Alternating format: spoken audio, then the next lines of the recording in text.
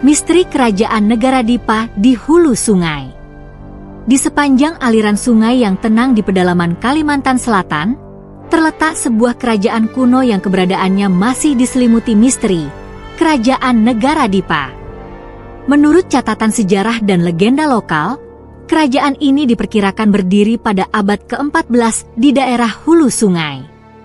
Didirikan oleh seorang raja misterius bernama Ampu Jatmika, negara Dipa berkembang menjadi pusat politik dan spiritual yang kuat sebelum kemudian menjadi cikal bakal berdirinya Kesultanan Banjar. Meskipun sebagian besar informasi tentang kerajaan negara Dipa diambil dari mitos dan cerita rakyat, kerajaan ini tetap menjadi bagian penting dari sejarah Kalimantan Selatan. Di balik kabut waktu, kisah tentang raja-raja yang memerintah, pengaruh budaya Hindu-Buddha, serta perpindahan pusat kekuasaan yang mengarah pada munculnya Kesultanan Banjar, mengisyaratkan peran penting negara Dipa dalam sejarah kawasan ini. Asal-usul Ampu Jatmika. Legenda menyebutkan bahwa Ampu Jatmika adalah seorang bangsawan dari Jawa yang diutus oleh Raja Majapahit untuk memperluas wilayah kekuasaan di Kalimantan. Setelah perjalanan panjang, Ampu Jatmika tiba di daerah hulu sungai Tabalong dan mendirikan sebuah kerajaan yang diberi nama Negara Dipa. Kerajaan ini terletak di dataran subur yang dikelilingi oleh pegunungan, menjadikannya lokasi yang strategis untuk pertanian dan perdagangan. Suatu malam, di tengah kabut tebal di tepi sungai, Ampu Jatmika berbincang dengan putranya, Lambung Mangkurat, yang kemudian dikenal sebagai penerus kerajaan. Ampu Jatmika. Anakku, tanah ini adalah anugerah dari para dewa. Kita telah mendirikan negara Dipa di tempat yang penuh kekayaan dan sumber daya. Namun, ada tanggung jawab besar yang harus kau emban. Suatu hari nanti, kau akan menjadi pemimpin di sini. Lambung Mangkurat menatap sungai yang mengalir perlahan. Ayah, aku siap melanjutkan perjuanganmu. Tapi bagaimana kita bisa menjaga kerajaan ini dari ancaman luar? Banyak suku di sekitar sini yang mungkin merasa terancam dengan kehadiran kita. Ampu Jatmika. Kekuatan kita bukan hanya terletak pada pedang dan prajurit, tetapi juga pada kemampuan kita untuk merangkul mereka. Jika kita mampu menjadikan negara Dipa sebagai pusat kebudayaan dan keagamaan, suku-suku di sekeliling kita akan bergabung dengan sendirinya, bukan karena paksaan tetapi karena kepercayaan mereka pada kita. Ampu Jatmika kemudian mulai mengembangkan kebijakan yang mempromosikan toleransi dan kerukunan antara penduduk setempat dan pendatang dari luar. Budaya Hindu-Buddha yang berkembang pada masa itu juga membantu memperkuat hubungan antar komunitas. Peran Lambung Mangkurat. Setelah wafatnya Ampu Jatmika, Lambung Mangkurat mengambil alih kekuasaan dan menjadi penguasa yang bijaksana. Di bawah kepemimpinannya, negara Dipa berkembang pesat. Lambung Mangkurat dikenal sebagai pemimpin yang cerdas dan karismatik. Ia sering mengadakan pertemuan dengan para pemimpin suku lokal untuk mempererat hubungan dan menjaga kestabilan wilayah. Namun, dalam sebuah legenda yang penuh misteri, disebutkan bahwa Lambung Mangkurat mendapat petunjuk dari leluhur bahwa dia harus menyerahkan tahta kepada seseorang yang lebih pantas untuk memimpin kerajaan ke masa depan. Orang itu diyakini adalah Putri Junjung Buih, seorang putri mistis yang berasal dari air dan dipercaya memiliki kekuatan spiritual yang luar biasa. Dalam sebuah pertemuan rahasia di tengah malam, Lambung Mangkurat berkonsultasi dengan seorang tetua adat yang dikenal sebagai Ki Gede. Lambung Mangkurat, suara pelan, penuh kebingungan. Ki Gede, aku bermimpi aneh beberapa malam ini.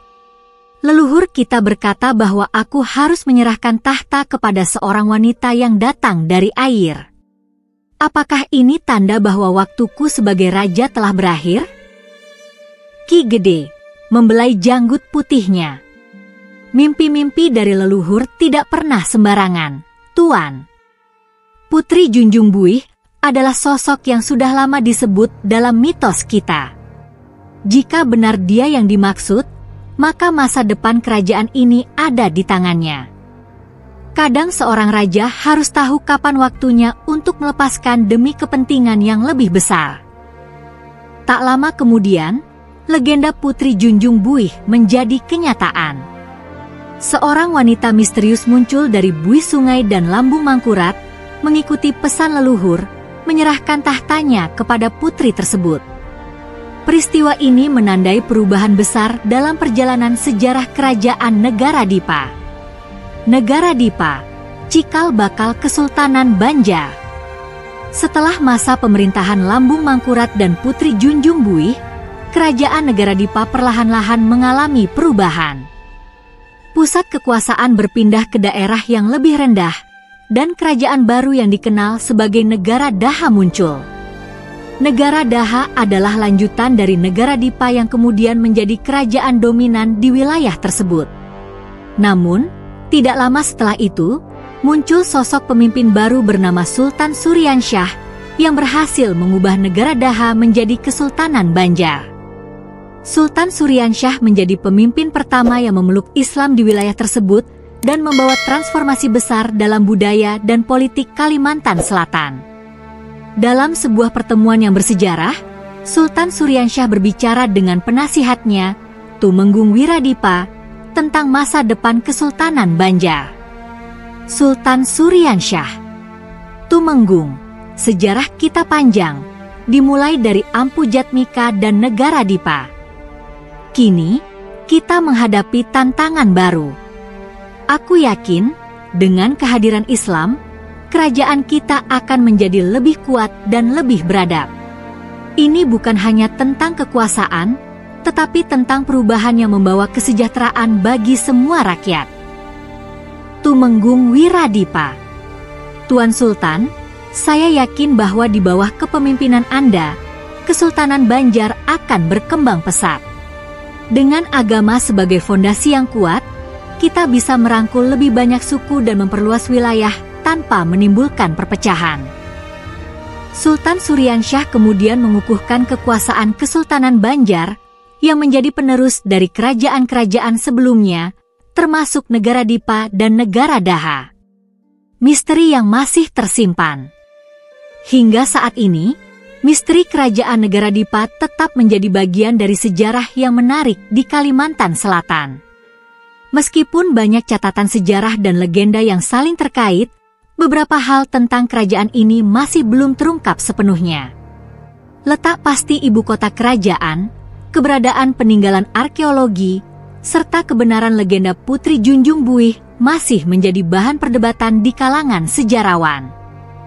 Kerajaan Negara Dipa tetap menjadi simbol awal dari kemunculan peradaban di hulu sungai Kalimantan, yang pada akhirnya melahirkan kerajaan-kerajaan besar lainnya seperti Kesultanan Banjar.